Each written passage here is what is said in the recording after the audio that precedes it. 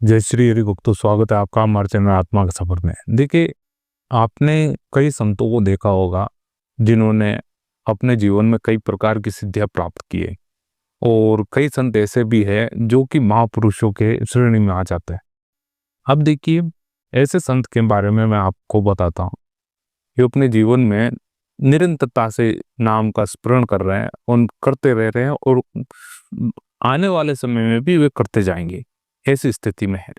अब देखिए, एक चीज आपको जाननी पड़ेगी, ये संत प्रमुख रूप से मौन रहना पसंद करते हो, अपने आप में स्थित रहना पसंद करते हैं। इसका मतलब क्या है कि व्यर्थ की वार्ता और व्यर्थ के कामों में उनकी कोई रुचि नहीं होती है। अब देखिए, आपको समझना पड़ेगा यहाँ पर कि ऐसे संत जो ना तो किसी से बात करते हैं, ना किसी सांसारिक गतिविधि में अपना कुछ योगदान देते हैं, केवल और केवल ईश्वर के साथ वे जुड़े रहते हैं। अभी आपको समझना पड़ेगा कि अब मैं इसमें से कुछ मेन कुछ चीजें बताने की कोशिश करता हूँ, आपके जीवन में बहुत ही महत्वपूर्ण रूप से काम देगी। देखिए, गतिशील जीवन है, संसार बहुत गतिशील है। जितनी आप और हम उम्मीद किए बैठे हैं, उससे कई गुना तेजी से ये समय चल रहा है। यानी समय का चक्र बहुत तेजी से चल रहा है। आपको समझना पड़ेगा कि आपको किस समय क्या कदम उठाना जरूरी है। तो ये बहुत आवश्यक चीज है, आपको आज से ही ये निर्धारित करना पड़ेगा। देखिए, आप अपने जीवन में एक ऐसी चीज से जुड़ जाएं जो कि निरंतरता से आपके साथ रहे, और अनंत काल तक वो आपके साथ रहेगी।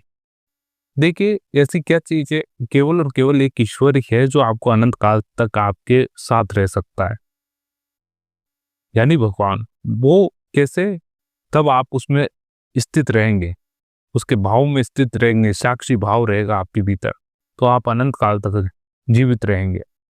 जीवित का मतलब ये देखिए, मानव शरीर नश्वर होता है। इसका एक एक क्राइटेरिया है, उससे बाहर नहीं जा सकता, ये बिल्कुल भी नहीं जा सकता। आप ध्यान विधि लगाते हैं, अष्टांग योग विधि भी लगाते हैं, अष्टांग योग करते हैं, तो एक दायरा रहता है, उसके उसके बाहर फिर ये नहीं जाता। उसके बाहर स्पिरिचुअल जो आपकी रो होती है, यानी आत्मा होती है, वो ही भ्रमण करती है, वो ही जा सकती है, उससे बाहर नहीं। उससे बाहर जाने के लिए इसको त्यागना पड़ता है। ऐसे सिद्ध योगी भी है आज भी, जो ये बिल्कुल ये योग सिद्धियां के द्वारा एक स्थान से दूसरे स्थान पर विचरण करते हैं। अब देखिए, आपको केवल और केवल इस नाम से जुड़कर रहना है, निरंतरता से जुड़कर रहना है। सिद्ध योगी कई संत ऐसे हैं जिन्होंने करोड़ों बार नाम जप किया है। कोई महापुरुष ऐसे भी है जो 1 अरब 2 अरब बार नाम स्मरण कर चुके हैं। अब उनके जीवन में वे बहुत दिव्य संत है, बहुत दिव्य संत है। आप मान कर रखिए, ये संत यानी देखने को ही नहीं मिलते ऐसे संत, और है बहुत कम है। जो हैं वो बिल्कुल गुप्त हैं। आपको पता करना पड़ेगा कि वे ऐसे संत कौन हो सकते हैं।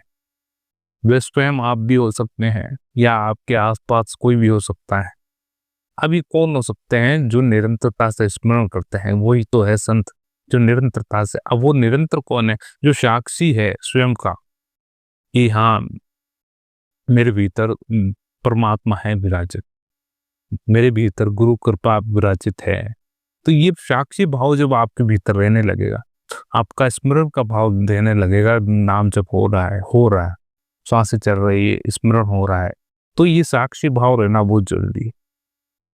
तो आपके भीतर वो धीरे धीरे एक शक्ति प्रदान करने लगेगा, स्वतः शक्ति प्रदान करता है। देखिए, ये ऐसा नहीं कि व्यर्थ की बातें हैं, लेकिन कुछ वचन ऐसे है कि वास्तविक रूप से बहुत बहुत प्रभावशाली है।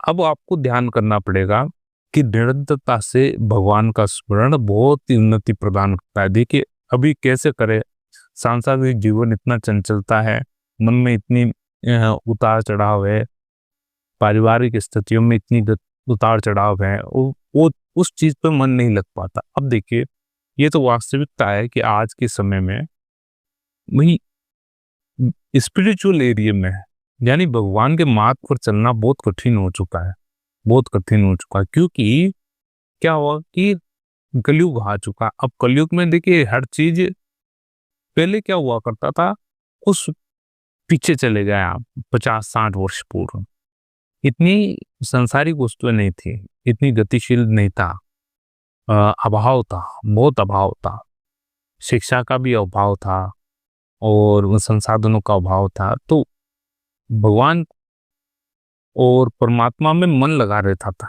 अभी देखिए कितनी चीजें हो चुकी है। अब ऐसी स्थिति में कोई चाहे कि भगवान के इस मार्ग पर चले तो देखिए उसका मन तो भटकेगा ही। अब सब मन का खेल है। मन, आपके भीतर जो मन है बहुत विचरणशील है, एक बंदर की तरह है जो कि एक डाल से दूसरी डाल पर यानी छलांग मारता रहता है। आपके भीतर भी वे है, आपके यानी सभी के भीतर। अब देखिए केवल और केवल एक चीज करना बहुत आवश्यक है कि आपको केवल और केवल परमात्मा में विश्वास रखना और इतना मानना है कि परमात्मा की कृपा मुझ पर है ही है, यानी है मुझ पर कृपा। भगवान की दया से बहुत कृपा है, ये भाव रहना चाहिए। बहुत कृपा, असीम कृपा, बहुत असीम कृपा है।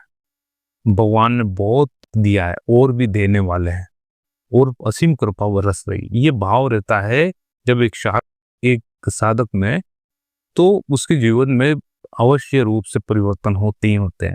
ये वास्तविकता है अगर आप ये चीज मानते हैं तो। अन्यथा इस मार्ग को चलने से कोई फायदा नहीं होगा आपको। आप ये नहीं मान रहे कि परमात्मा है ही नहीं, अगर ये मानते हैं तो। आप नहीं मान रहे हैं और आप भाई खंडन कर रहे हैं और लांछन लगा रहे हैं इस धर्म पर उस धर्म पर, ऐसा कुछ नहीं होता। आपको केवल और केवल मार्ग पर चलना है। मार्ग अनेक है, आपको चयनित करना है और आप नहीं समझ पा रहे कि चयनित कौन सा करें, तो भगवान स्वयं चयनित करवाते हैं वो मार्ग। फिर आपको केवल और केवल दृढ़ संकल्प पूर्वक उस मार्ग पर चलना है। अभ्यास करते रहना, करते रहना, करते रहना, करते रहना। इसी प्रक्रिया में अगर नित्य भी हो जाए तो कोई संदेह नहीं। केवल और केवल अभ्यास, आपका काम ही अभ्यास का है।